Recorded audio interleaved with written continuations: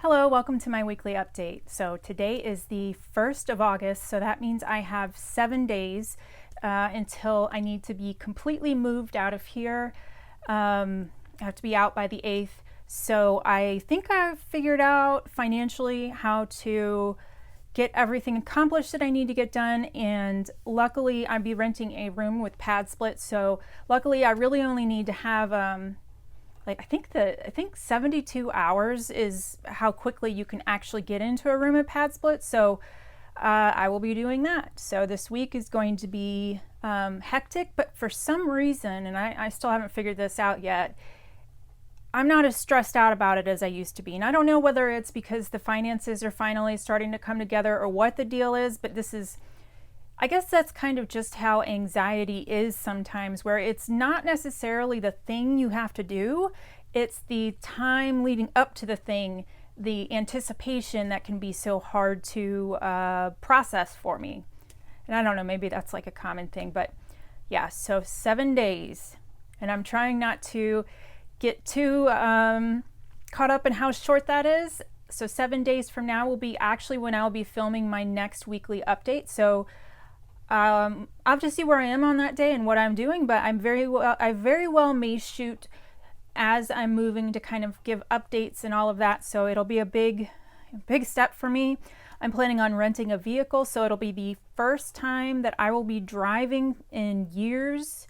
I had to stop driving back in 2019 because my health just got to be way too shaky. I couldn't handle the stress. I kept having panic attacks as I was driving. There was even a point in time where I got lost, like literally down the street from my house. So I stopped driving after that. I had to sell my vehicle for parts because the inside of it was full of toxic mold. So I found out that that was actually one of the things that was keeping me sicker, because I thought I had healed enough to where I can start driving again, but then it was like suddenly my health just kept going down, down, down, down, down. I find out that my old vehicle is literally full of toxic mold. Like there was so many spores on that plate test that I did that they couldn't even count how many there are. Like usually they give you like a spore count.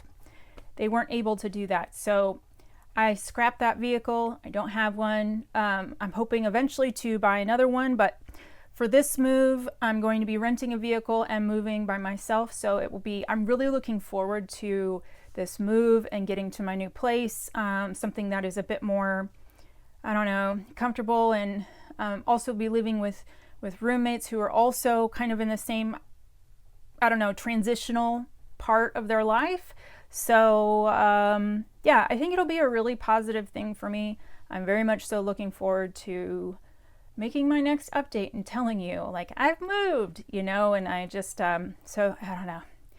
I'm pretty much packed almost everything. I'm looking around and like almost everything I own is either already packed or is really easy to just kind of throw in boxes or whatever. So I really don't have much work to do with that part of it, really. So yeah, that's kind of where I am. And stress-wise, it's still an issue, of course. I keep losing more and more hair. Like when I'm in the shower, it just comes out. It was coming out in clumps. It's not that bad right now.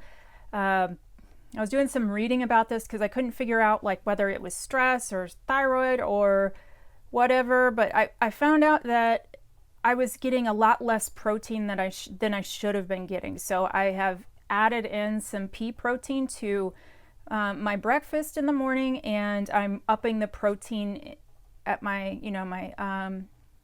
my afternoon or evening meal, because right now I'm doing breakfast, a snack, and then one large meal, and that's it. So that's just where I feel the most comfortable right now. And I'll be totally honest, with the stress I've been under, I haven't really been very hungry.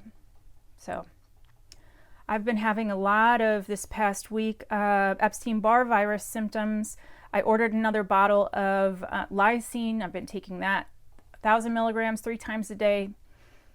I don't know, I've been a bit of a mess. The stress is just really doing its number on me. I'm not really sleeping well. When I do sleep, I'm having nightmares.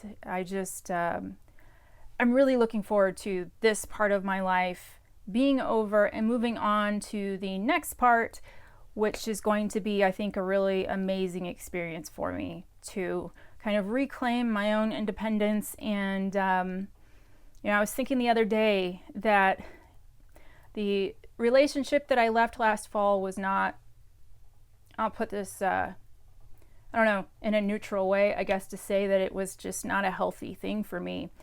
And I was thinking just the other day about codependency and just how much chronic illness can influence your codependency with, let's say, an unhealthy partner, because you become very dependent on them. So not only am I branching out into life without this abusive partner, I'm also doing so independently. So it's this big kind of reckoning for me to understand that chronic illness doesn't necessarily mean that I have to be attached to something like that. And independence, it is possible, it can be done, and that my health actually improved a lot when I left the unhealthy situation. So yeah, I think that's all I have for this week. Yeah, I think so. All right.